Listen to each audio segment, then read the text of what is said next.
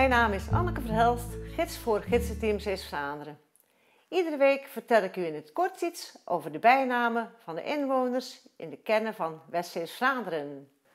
De mensen in Hoofdplaat wonen heel dicht bij de zee. En omdat ze zo dicht bij de zee leven, waar natuurlijk ook krabbetjes in de Schelde zwemmen, worden de mensen in Hoofdplaat gewoon de krabben genoemd. Hoofdplaten, krabben. Krabben, krabben, bid me niet. Zing een heel oud feestje. Als zo'n beestje ligt op strangen, is geen mens of kind meer bange.